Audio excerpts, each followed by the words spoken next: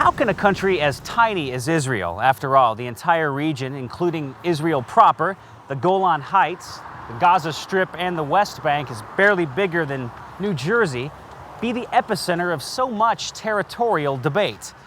A good first step in understanding Israel today is to look at its history from the early beginnings to the present time.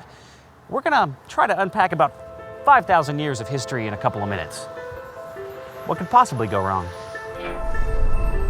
Back before the Bible picks up the narrative about the land God promised Abraham way back in Genesis 12, it was part of that famous geographic entity called the Fertile Crescent.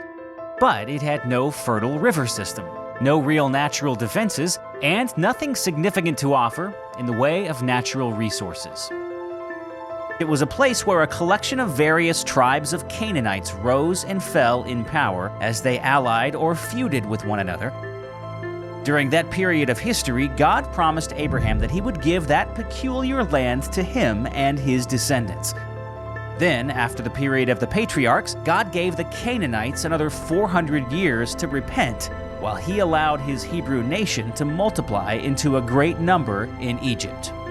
After liberating his people from enslavement to Pharaoh and their subsequent 40 years of wandering in the wilderness, God brought the Hebrews into the land of Canaan, traditionally believed to be around 1400 BC. Under Joshua's leadership, the Israelites conquered and settled the land. After the tumultuous period of the Judges, Saul was anointed as the first king of a unified Israel, and the monarchy continued through David and Solomon and the building of the first temple. Things were generally stable until a political split around 931 BC divided the nation into the separate kingdoms of Israel and Judah. Because of their disobedience to God, each was conquered by the dominant world power. Israel was conquered by the Assyrians in 722 BC and Judah by the Babylonians in 586 BC. The Babylonians also destroyed the temple and leveled Jerusalem. Around 500 BC, the Persians were in power and allowed the Jews to return from Babylon, Persia to the land of Israel. Once they resettled in their homeland, a modest second temple was built. Meanwhile, the Persian Empire had given way to the Greek Empire, which eventually brought tremendous upheaval to Israel after the death of Alexander the Great. Then the Romans moved in with a more heavy-handed approach. Their man in Roman Judea was Herod the Great. This ruler presided over a corrupt priesthood who rejected Jesus as Messiah. After Christ's death and resurrection, Jewish unrest in Judea eventually led to a full-on revolt against the Romans in 66 AD, which prompted the Romans to decimate the Jewish population, destroy the temple, and level the city of Jerusalem in 70 AD.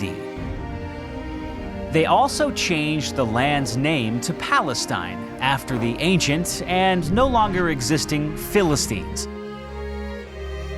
In the 4th century AD, the Roman Emperor Constantine converted to Christianity and declared all the Roman Empire officially Christian.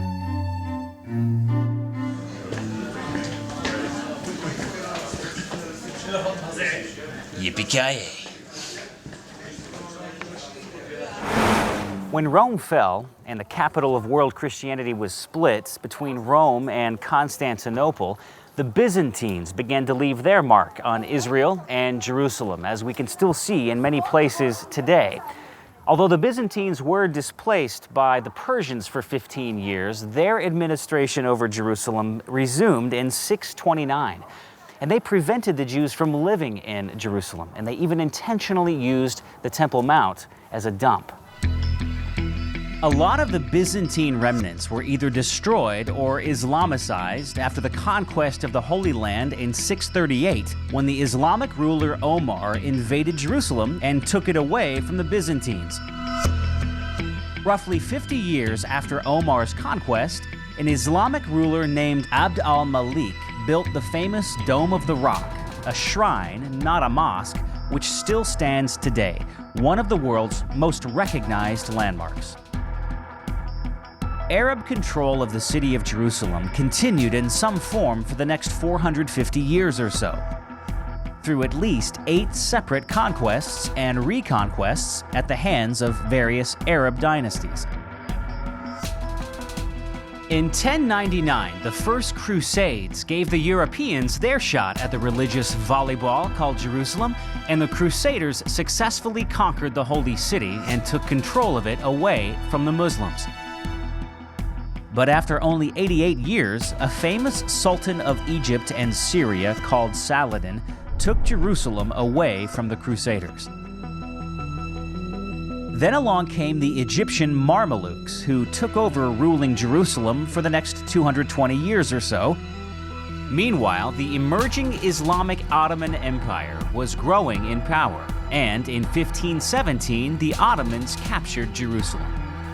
In 1541, the Muslims sealed the Eastern Gate in order to prevent any Jewish Messiah from ever entering the city.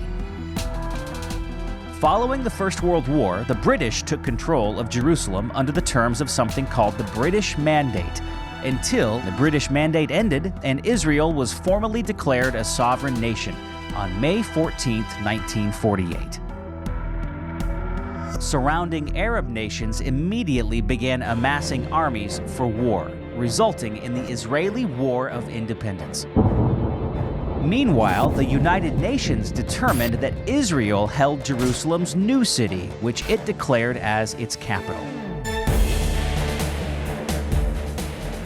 When that war ended in 1949, agreements were signed resulting in lines that separated Israel and the territories of the West Bank, the Gaza Strip, and the Golan Heights.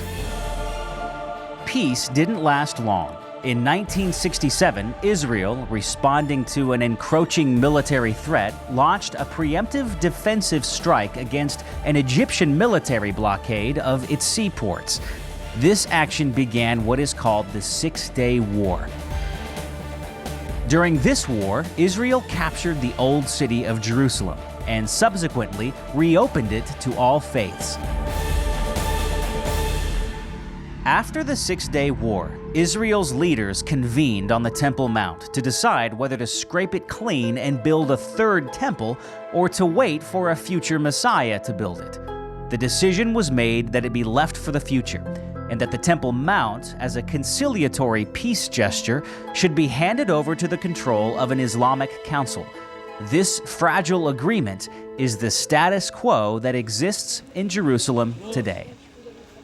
There is so much history right here, and it's all very complicated and contentious. This is a place where passions and beliefs run very deep. I hope this brief timeline helps you understand why.